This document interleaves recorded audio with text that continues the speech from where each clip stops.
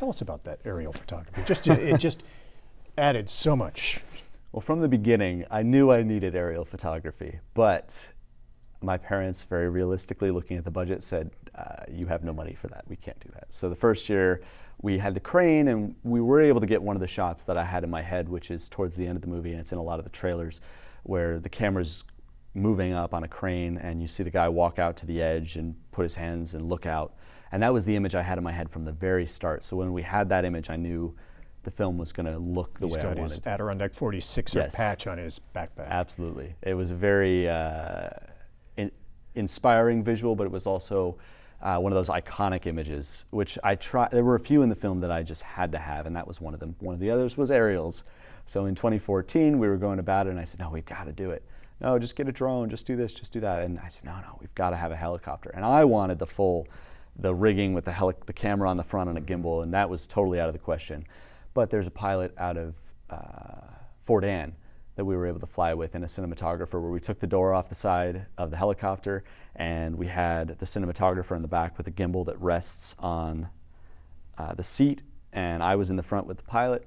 So the funny thing was, I was in school in Virginia at the time, and I didn't make a habit of this, but for this trip I did skip a class, hopped on a plane, flew up here, and we had a 3-day window to shoot. We were only planning to do one shoot, one sunrise. I got there on a Thursday night. Friday, it rained. Saturday, it rained. So we made a little video asking our friends, saying, hey, we're going to be out at sunrise and sunset. Please be up on some of these summits so we have people on the shots. Great, so we put that out. So Sunday morning, I got up really early. I drove up. It was a clear day. It was great. I got to Fort Anne. Forecast in Lake Placid was cloudy. We take off. We start flying up. We're going over Lake George. It's just stunning. And then we start to see the high peaks, and all I can see is a wall of clouds. And I started to get really nervous because I could just hear the money going out every time the rotor blade comes around and every shot we take. But we get up, and what happened next was just unbelievable. We came around the first wall of mountains, and suddenly it was like this ocean of clouds with a few islands, which were the summits of the mountains. And I've seen some of that in photographs. I've never seen that view of the Adirondacks on film. So we flew around, and we couldn't get close to the mountains because the wind was so high. But those are some of the most incredible, breathtaking images I've ever seen of anywhere, but especially a place that I love so dearly.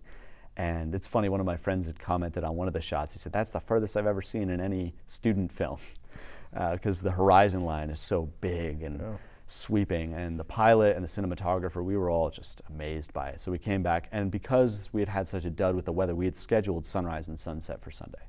So I drove back up at sunset.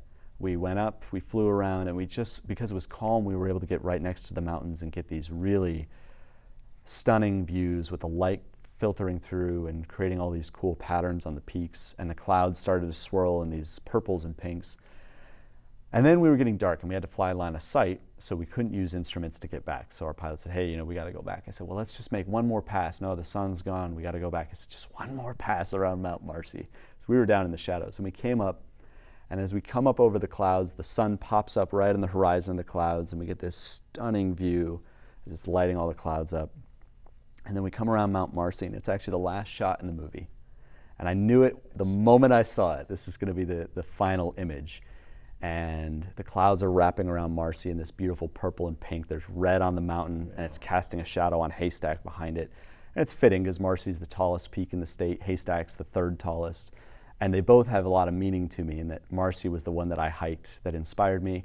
Haystack was one that I hiked where I did dislocate my knee, but it also was one of the most challenging and fulfilling hikes, even though I didn't get that beautiful view. And I had the same sensation on both of those mountains. So it was very fitting, and it was the perfect ending image.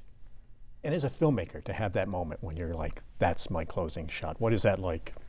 Well, I'd never experienced anything like that before. You were a young filmmaker. You tasted it for the first time. It was a euphoria I couldn't really describe elsewise. To know, even though I didn't know the whole story of the movie, even though I didn't know the whole turn it was going to take, I didn't know how long it was going to end up being aside from the television version, I didn't know the arc, but I knew where it was going to end. And that just gave me a confidence and a peace, and also an enthusiasm and an energy to push forward and finish it. Because I started to get discouraged after not finding a common thread. Well, what am I going to do? But between the aerials and our final interview a few weeks before, it all came together. And having that image and knowing this is where it's going to end, it gave me something to shoot for, because then I knew where it was going to go, even if I didn't know how I was going to get there.